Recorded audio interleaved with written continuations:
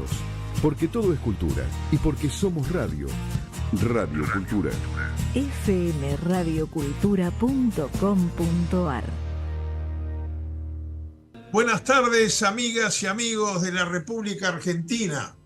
Desde Montevideo, Uruguay, Juan Raúl Ferreira está tratando de poner con ustedes una mirada al mundo, a este mundo que nos rodea y que está tan lleno de noticias que las últimas 2 semanas los extrañé porque anduve enfermo, pero también aprendí todo lo que ocurre en el mundo en 2 semanas.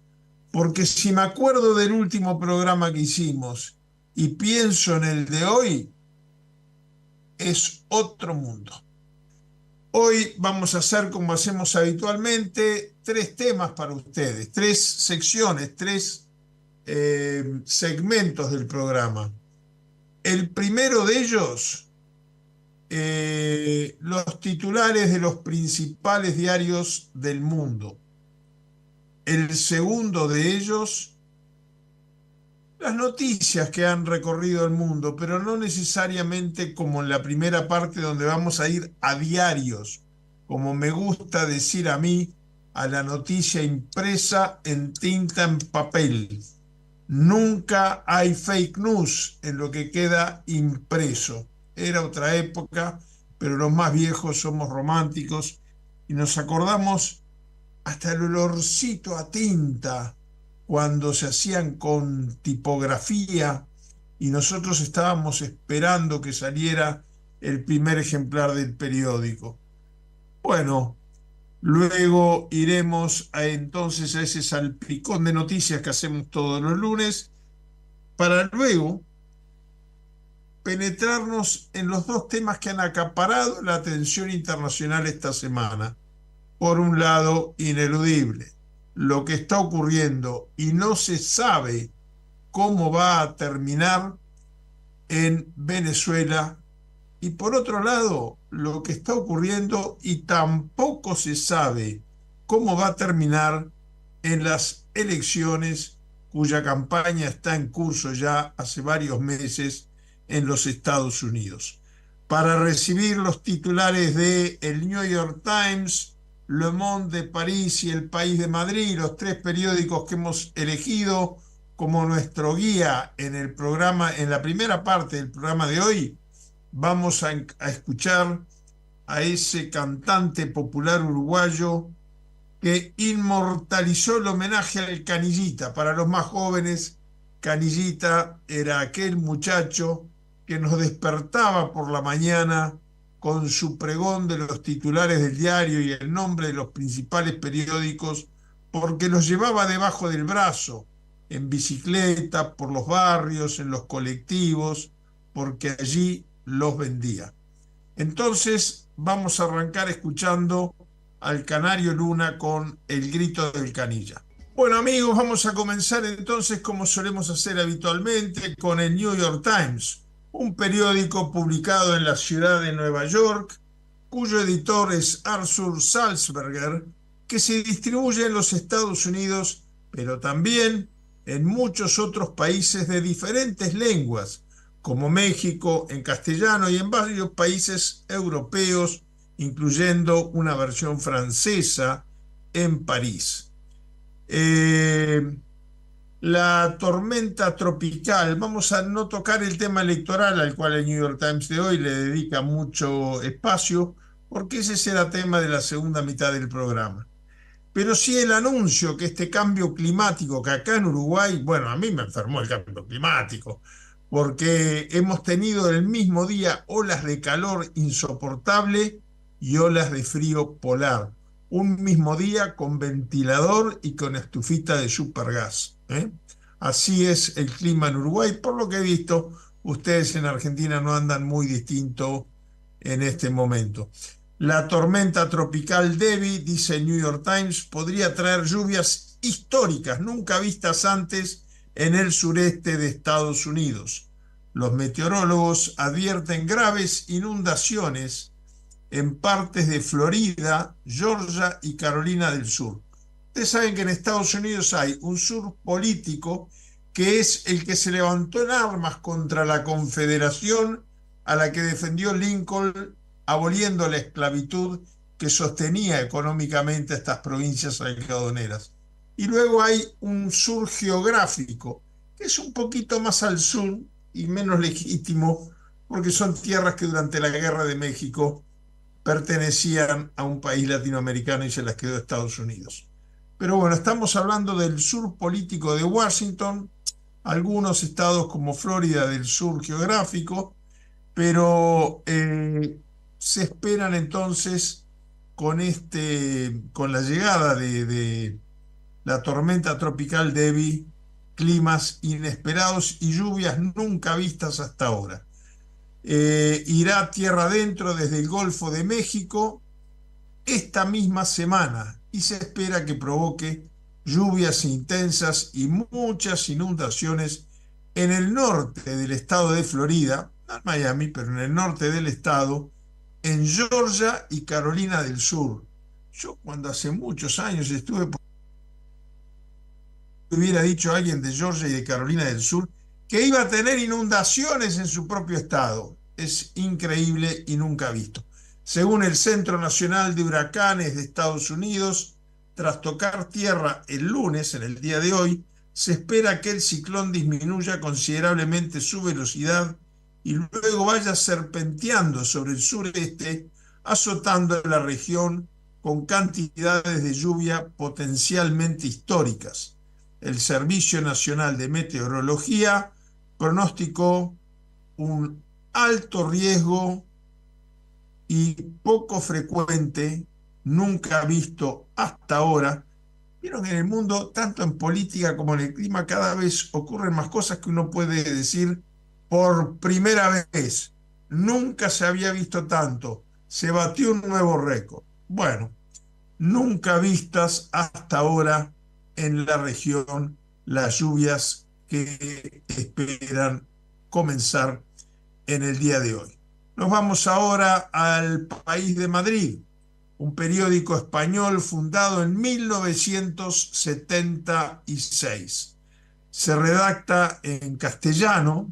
Digo castellano porque hay muchas lenguas natales de España, como el galego, como el vasco, como el catalán, que también son españolas, pero no son el castellano. Bueno, el diario El País se redacta en castellano, aunque también publica contenidos en catalán, por ejemplo, el suplemento Quadern con noticias específicas sobre esta región autonómica, el inglés y el portugués en el exterior. Tiene su sede social y redacción central en Madrid, contando con delegaciones en otras ciudades de España, como Barcelona, Valencia, Sevilla, Bilbao, Algeciras. Y bueno, también en el exterior se editan diferentes ediciones más allá de las territoriales españolas, como las de Ciudad de México y San Paulo en Brasil. La noticia tiene que ver con esta distinción que hacíamos sobre las lenguas recién al pasar. Esquerda Republicana Catalana, el partido de izquierda en Cataluña, estalla contra Puigdemont y lo acusa de azuzar el odio entre independentistas. Esquerda Catalana es uno de los partidos independentistas con los cuales el presidente Sánchez, Pedro Sánchez, para mantenerse en el gobierno, pactó una amnistía a quienes habían declarado la independencia de Cataluña en forma lesiva al texto de la Constitución española, la Constitución generada en el Pacto de Moncloa, que dio inicio a esta etapa democrática que vive España con un monarca parlamentario. Bueno, el presidente Puigdemont se encuentra exiliado en Francia y es uno de los motivos de que se hubiera buscado esta amnistía para tener el apoyo para que Pedro Sánchez conforme gobierno, lo que ha sido muy criticado por el partido de derechas Vox. Àngels Pinyolib es el que es un catalán que escribe un análisis muy a fondo de cómo algunas posiciones extremas dentro del independentismo catalán están generando una grieta en sus propias filas. Los republicanos exigen en un comunicado al expresidente de la Generalitat de Cataluña una rectificación por haberlos culpado desde Francia, todavía no ha regresado del exilio, de ser responsables de su eventual detención. Todo esto por interpretaciones que se han hecho en el Parlamento de España sobre el alcance de la amnistía a los independentistas catalanes y saber si incluye al expresidente Puigdemont, que aspiraba incluso a volver a ser presidente de la Generalitat, el órgano autónomo de la región autonómica, valga la redundancia, de Cataluña dentro del Reino de España. El regreso de Puigdemont entonces amenaza con dilatar la investidura de Illa. Illa es la persona que ha sido elegida por el Parlamento para ser presidente, pero obviamente con Puigdemont todavía proscrito. Y se suponía que la misma amnistía iba a contemplar la posibilidad de que Puigdemont fuera candidato. De esta manera se abre una nueva ola de incertidumbre sobre el futuro del regreso del presidente, el expresidente de la Generalitat, asilado, parlamentario europeo y asilado. Yo creo, saben, que más allá del pleito interno que hay en España sobre el tema de la independencia de Cataluña, hay un tema de prestigio de España en el propio concierto de la Unión Europea, que no puede tener al presidente de una región autonómica y miembro del Parlamento Europeo, reelecto en las últimas elecciones, exiliado. Vamos a ver cómo termina esta historia y saltamos a Le Monde, un periódico vespertino francés publicado de manera continua en París desde 1944 por el periodista Hubert Beuve-Marie. Su línea editorial es de centro-izquierda y sus lectores son políticamente mixtos, con un mayor porcentaje orientado a la izquierda del espectro político, quizás más a la izquierda que la propia línea que a veces adquiere el periódico. Y justamente este es el tema del artículo de Le Monde que hemos elegido para hoy. Yo les aclaro porque alguna gente me ha consultado. No estamos hablando de Le Monde Diplomatique, que es un suplemento que automáticamente se traduce al español, se imprime al español y se vende en América Latina. Estamos hablando del ejemplar del periódico, del diario, no del semanario, del diario Le Monde. Por lo tanto, las traducciones van a cuenta y riesgo mío. Bueno, Jérôme Fenoglio, director de Le Monde, un periódico hecho, dice, declara él, esto es una cita textual, es un periódico que está hecho para mantener distancia crítica respecto de los centros del poder. Una definición muy de Ford. El diario francés Le Monde, así dicen sus propias páginas, cumple 80 años este 2024 en un momento de máxima tensión informativa dentro de Francia. En una reunión que mantuvo con directores y editores de distintos periódicos de nuestro continente, dice Le Monde, su jefe, Jérôme Fenoglio, hace un balance y explica a los editores y directores de otros periódicos importantes europeos, algunos de ellos en nuestra lista de todas las semanas, como El País de Madrid, sobre cómo trata informativamente a la nueva extrema derecha que quiere encaramarse en el poder. Cosas de Francia y su mejor periodismo, dice el editor. Un festival a orillas del río Garonne, un pueblecito de 400 habitantes convertido en foro de discusión sobre los medios de la política, el mundo y la prensa, bajo los árboles, tirado a su sombra, en forma muy informal.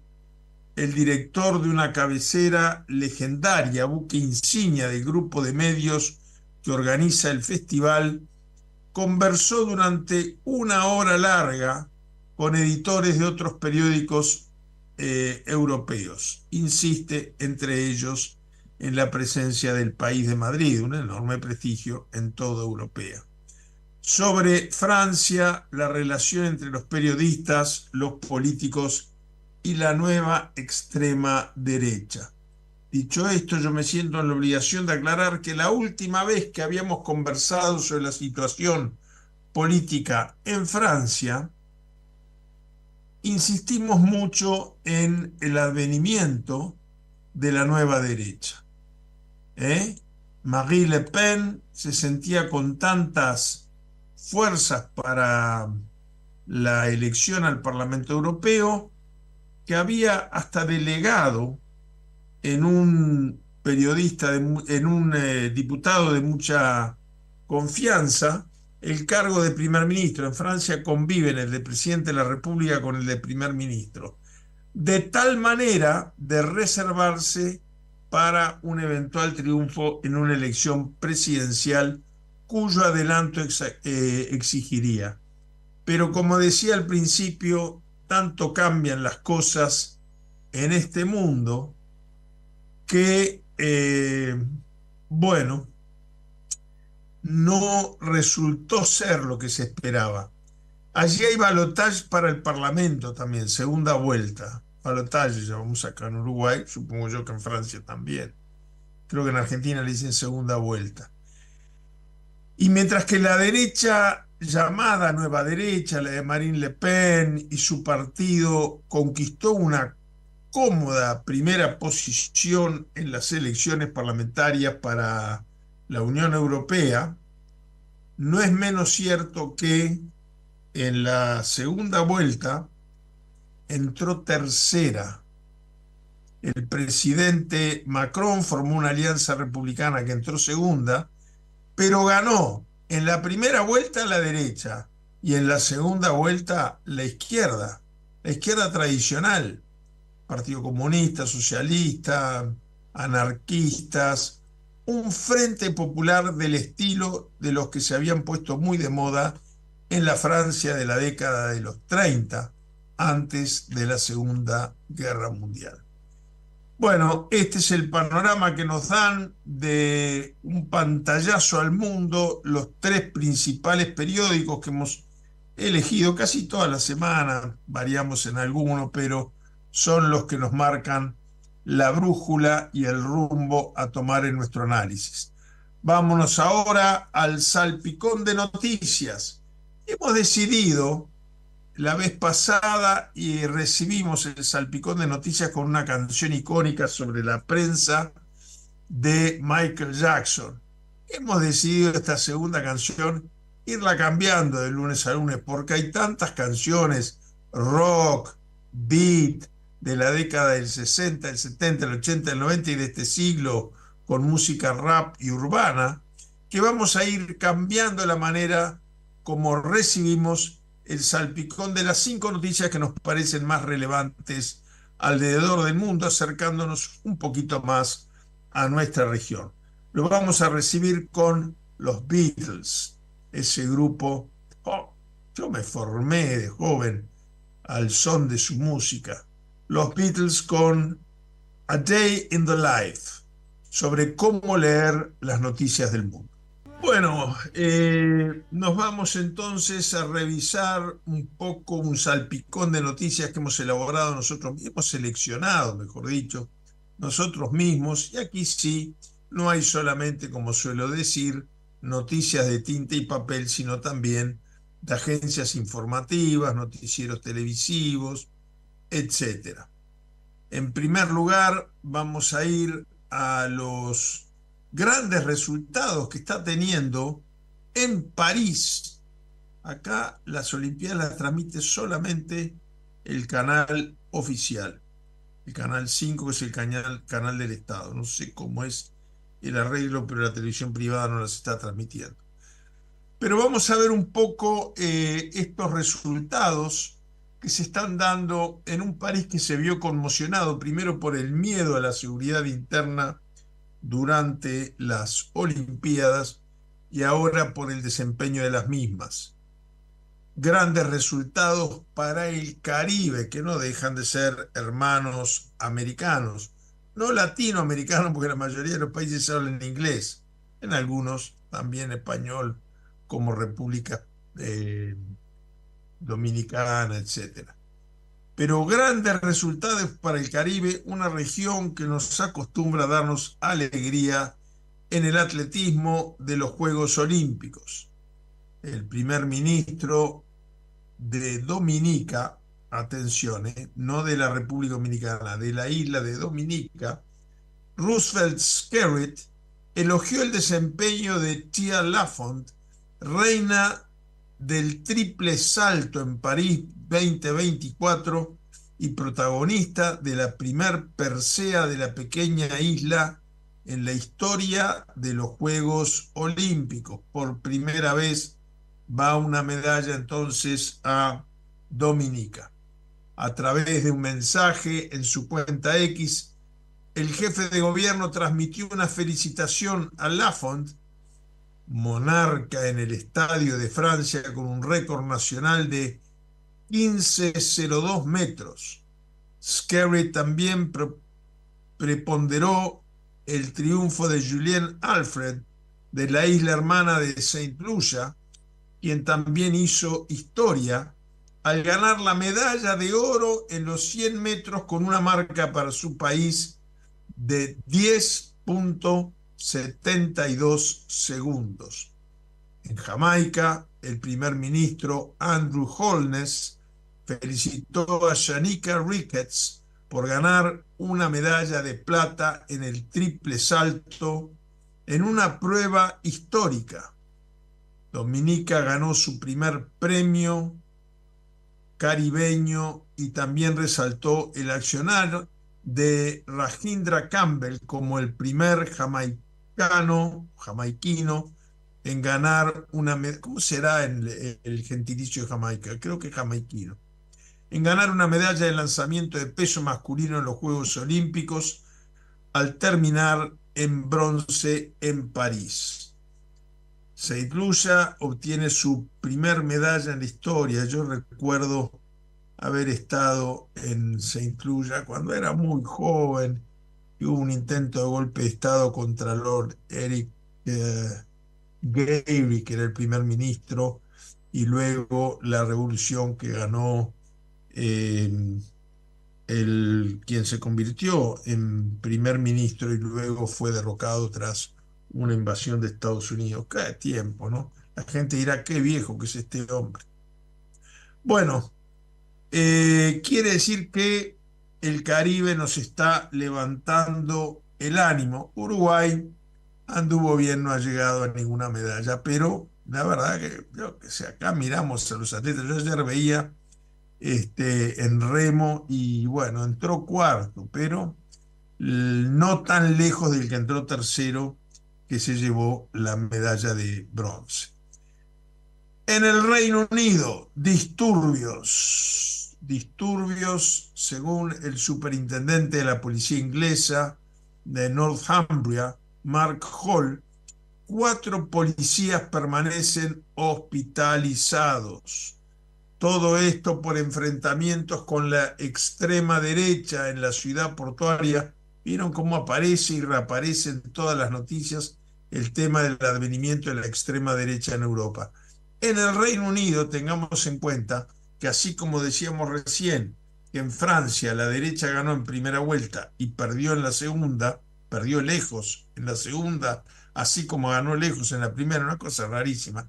En el Reino Unido, por primera vez en casi que 20 años, vuelven a ganar los laboristas, o sea, los socialdemócratas, se llaman en algunos países socialistas, miembros de la Tercera Internacional Socialista. Ese es el nuevo gobierno francés. Partidarios de un grupo de extrema derecha en la ciudad portuaria de Sunderland, en el oeste de Inglaterra, se enfrentaron con la policía, incendiaron un vehículo y una comisaría el viernes por la noche.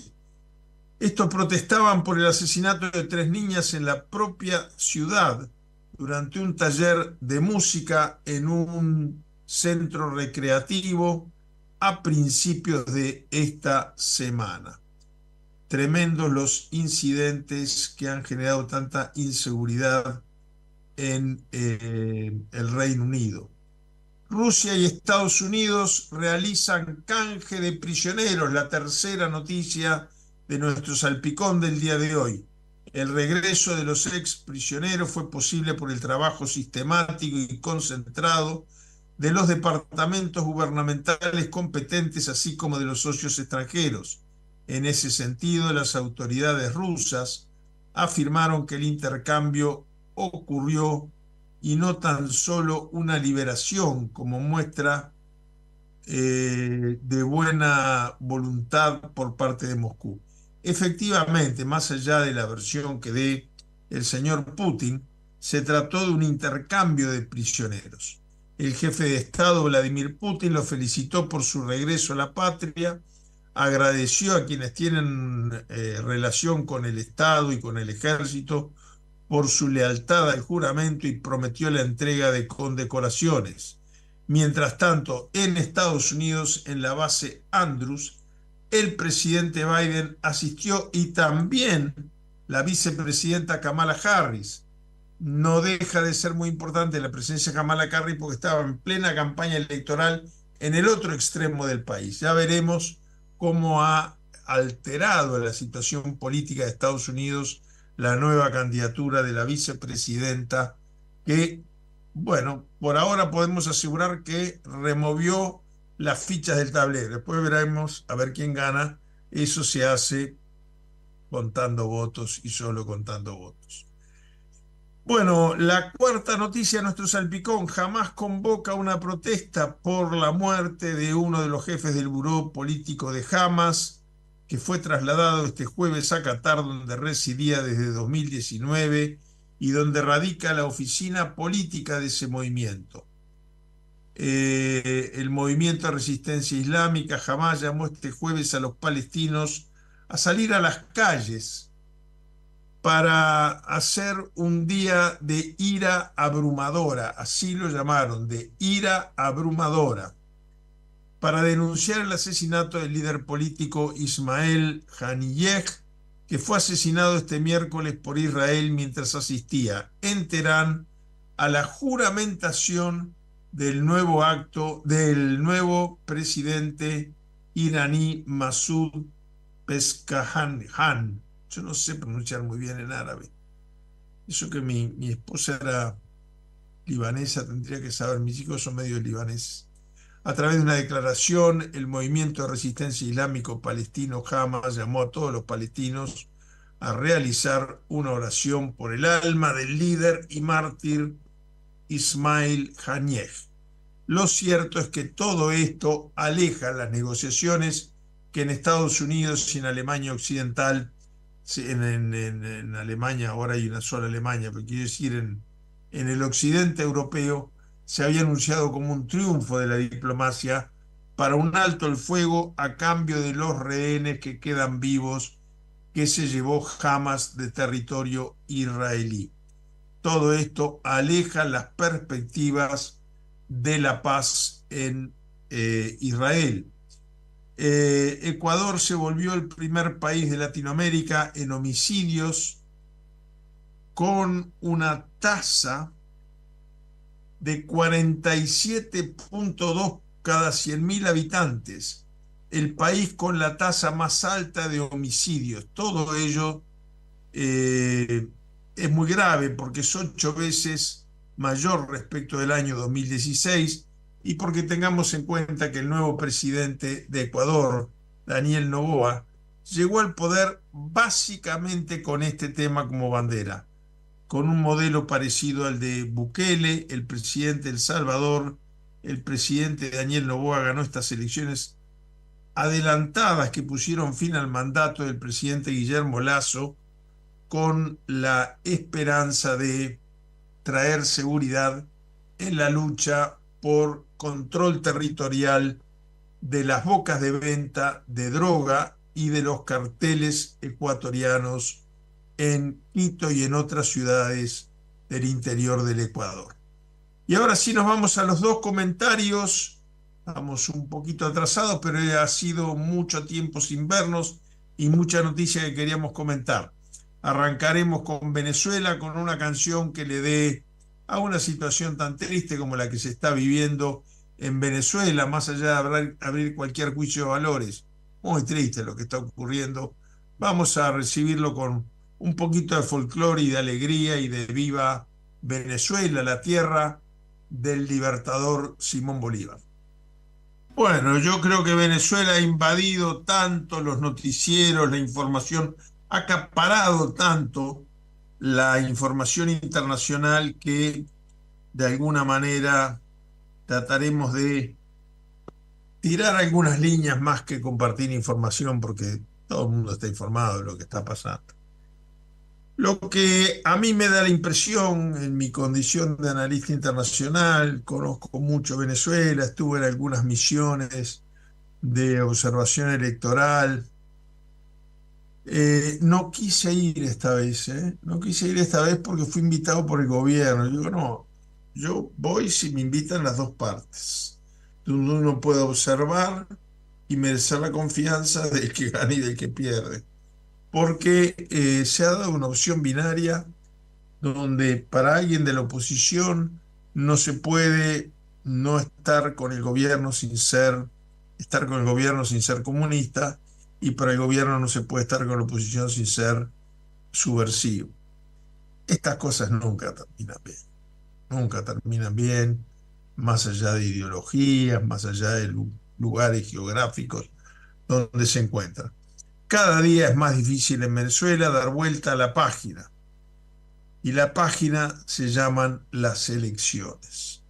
Si uno convoca las elecciones es porque está dispuesto a someterse al veredicto, que a veces es favorable, pero a veces es adverso, pero uno sale victorioso solamente si lo reconoce. Solo reconocen el resultado electoral en el mundo Rusia, China, Corea del Norte y ahora, tras un anuncio con todas las campanas al vuelo, también Bielorrusia. El tema es que, voy a decir una cosa que va a sonar media disparatada, el sistema electoral venezolano es muy bueno. Este sistema de las máquinas, como le llaman, que van registrando las actas voto a voto, porque es allí donde el elector emite el voto y saca un ticketcito que deposita en la urna. Luego se cuentan en la urna y se le abre un acta, y todos los delegados de la oposición y del gobierno en la mesa se tienen que llevar una copia del acta. ¿Cómo puede ser que falten miles de actas? Desde que se llegó al 30% a favor del presidente Maduro, dejaron de aparecer las actas. Que hubo un ciberataque, que Elon Musk intervino en un buen sistema electoral tiene recursos para defenderse de ciberataques, si no, no existiría el voto electrónico. La noticia de hoy, que no sé yo cómo se soluciona esto, es que ya dentro del aparato del Partido Socialista Unido Venezolano, del partido de Maduro, el partido fundado por Chávez, aparecen algunas cosas interesantes de observar. Por ejemplo, mientras que el Supremo Tribunal Electoral valida los resultados electorales, la Corte Suprema de Justicia, la del propio régimen, está pidiendo la aparición de las actas que faltan. El presidente Maduro dice que él tiene todas las actas. Pero si las tiene todas, ¿por qué no las tiene la autoridad electoral, que es la que las tiene que dar a conocer? También esto se ha ideologizado mucho, entonces hay mucha gente que no tiene la más mínima idea cómo fue el proceso, gobiernos incluso, gobiernos incluso, pero que salen a condenar. Y a veces uno percibe en esto, no estoy defendiendo, dije todo lo contrario, ¿verdad? Para mí, hasta que no estén las actas, la elección es incompleta y en último caso que se realicen de vuelta. Si no se puede hacer un conteo total, que se realicen de vuelta, como ha pasado más de una vez en América Latina. Yo, como jefe de misión de observación electoral, si hubiera estado ahí, pedía eso, que tengo 40 y pico de misiones de observación electoral. Ahora bien, hay un doble discurso, ¿no? El gobierno uruguayo se ha sumado, por ejemplo, a todas las voces internacionales que reclaman al presidente Maduro dar a conocer las actas. Y yo no puedo evitar pensar que en enero de este año, un uruguayo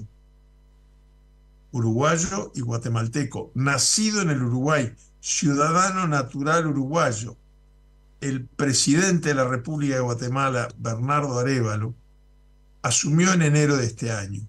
Había ganado las elecciones a mediados del año pasado y se le pusieron todas las barreras de intentos de golpe de Estado inimaginables. Él nació en Uruguay porque su padre, el prestigioso expresidente de Guatemala, Juan José Arévalo, se había exiliado en el Uruguay cuando fue derrocado y aquí fue donde nació su hijo mayor Bernardo, hoy presidente de Guatemala. Fíjense si sería importante para el Uruguay salir a defender al compatriota contra el cual la ultraderecha armaba un golpe de Estado. Pero como era la ultraderecha la que armaba el golpe, silencio por el mutis. No hay una declaración de la Cancillería uruguaya de adhesión a un uruguayo que hoy es presidente de Venezuela, perdón, de Guatemala legítimamente. Es más, no fue ninguna autoridad uruguaya a su asunción como presidente. Fueron las máximas autoridades de América Latina, del Uruguay no. Entonces lo que no vale es tener un criterio cuando el golpe viene de la derecha y otro criterio cuando viene de la izquierda. Para nosotros lo que está mal en un tinte político está mal en el otro. Y la última reflexión que queríamos hacer sobre Venezuela es que hay una gran lección que nos deja esto, y es que una tarea muy difícil en diplomacia es construir puentes que comuniquen y que permitan negociar en los momentos difíciles. Destruir puentes, basta un niño, se le da un martillo y se le dice anda a romper. Hoy la OEA está reclamando el recuento por su parte, es decir, que sea la OEA la que recuente los votos en Venezuela. Pero Venezuela fue expulsada de la OEA. Y yo digo, cuando hay diferencias como las que hay entre la comunidad internacional y regional en América Latina con Venezuela, ¿es la hora de romper relaciones y echar de los organismos internacionales? ¿O es todo lo contrario la hora de construir puentes? Si hoy Venezuela estuviera en la OEA, estaríamos en condiciones de que la OEA participe en el Contralor de las Elecciones.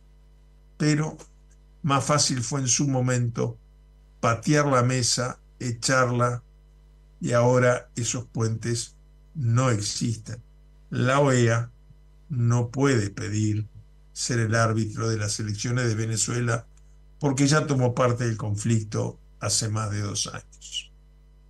Ojalá esta tierra que vio nacer al libertador Simón Bolívar, ojalá encuentre un camino de paz, sin derramamiento de sangre, para que sea el pueblo de Venezuela el que decida fuera de toda presión internacional de un lado y de otro, su propio destino.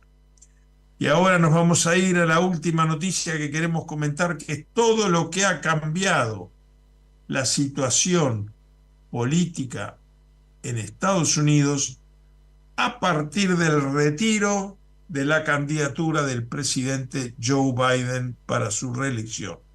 Recibimos esta noticia con una canción urbana que se burla un poco de la situación, así lo hacemos con un poquito de humor también. Bueno, fíjense en estos 8 minutos finales cómo en muy pocos días cambió una historia que tiene 8 años. Porque esta historia de la rivalidad y el intento de consolidar un liderazgo que borre con alguno de los principios hegemónicos del Partido Demócrata por parte del presidente Donald Trump empezó cuando él asumió hace 8 años.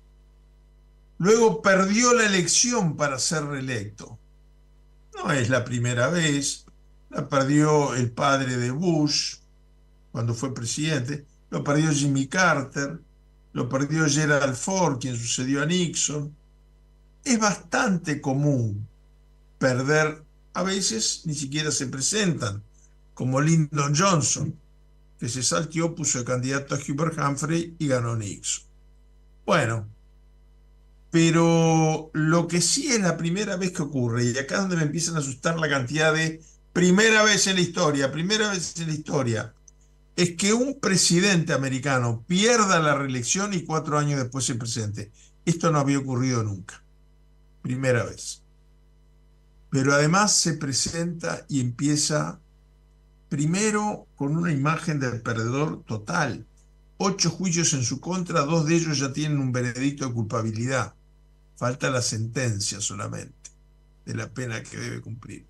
Pero en 2 juicios ya tiene el de Stormy Daniels y el de intento de modificación de las cifras electorales. Uno de ellos llegó hasta la Suprema Corte de Justicia de Estados Unidos. Bueno, a todo esto el presidente Biden debería de haber tenido el camino libre para su reelección, pero ¿qué pasó? Está viejo, y esto no es algo que yo lo digo en contra de los viejos. Hay gente que llega a determinada edad de una manera y hay gente que llega de otra. Acá en Uruguay yo no sé, algo que me asombro, se lo quiero decir con toda franqueza. Lo hemos tenido acá como entrevistado en el programa, el expresidente José Mujica. Mujica tiene 90 años. Le apareció un cáncer y todo el mundo dijo, pero llegó tan lúcido y todo, pero ahora se nos va.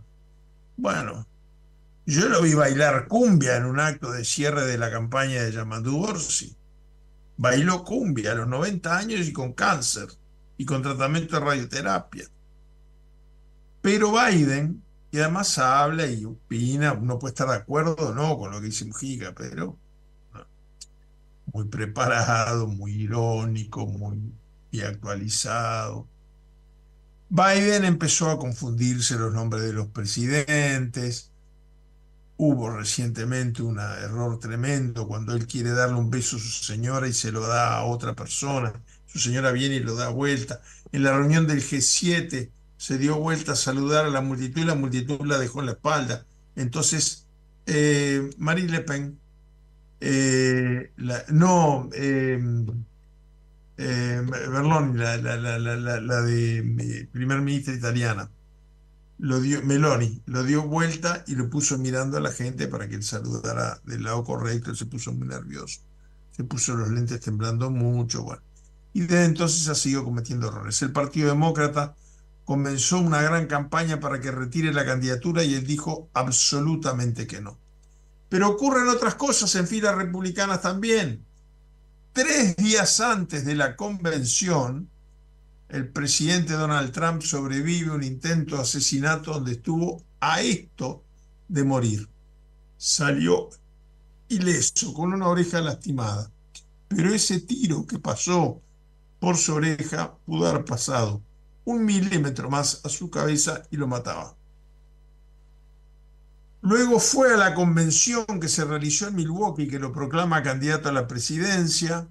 Eligió un nuevo vicepresidente, porque está peleado, el senador Vance, está peleado con su Mike Pence, su ex vicepresidente, porque considera que no se jugó por él cuando lo acusaron de querer alterar los resultados electorales.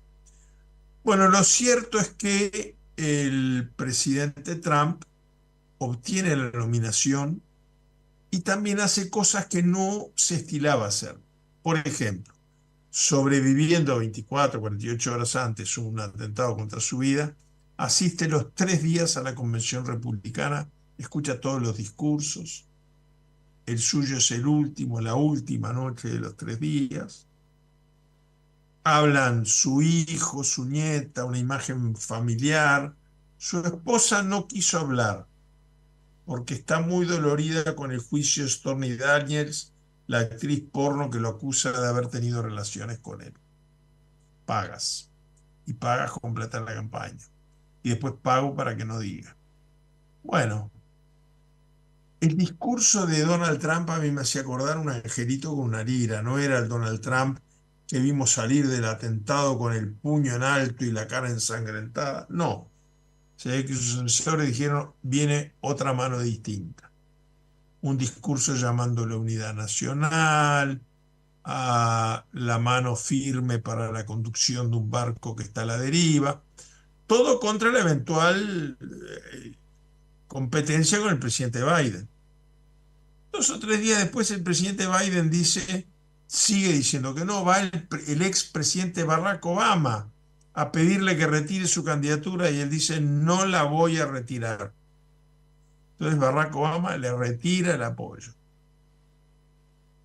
Y un día dice, salvo que me diagnostiquen una enfermedad, yo me acuerdo que le dije a mi señora, bueno, ya está preparando el camino para irse, la enfermedad aparece dentro de 3 o 4 días. No, no, apareció a las 24 horas, COVID. El COVID más rápido se curó enseguida, pero lo hizo retirar de su candidatura. Curiosamente, toda su argumentación en la campaña no está dirigida a que renunció por el COVID, sino que quería dejar el paso a las nuevas generaciones, lo que hasta 48 horas antes decía que no. Y pone de candidata, primera vez en la historia, que la candidata que elige la convención, que comienza esta semana, no es la candidata que hizo la campaña primaria para obtener la nominación. Otra vez, primera vez en la historia. Y bueno, allí está Kamala Harris. Vamos a ver cómo es su discurso en la convención. Le ha traído nuevos bríos al Partido Demócrata, sin lugar a duda. Recaudó en una semana todo lo que había recaudado el presidente de los Estados Unidos en meses.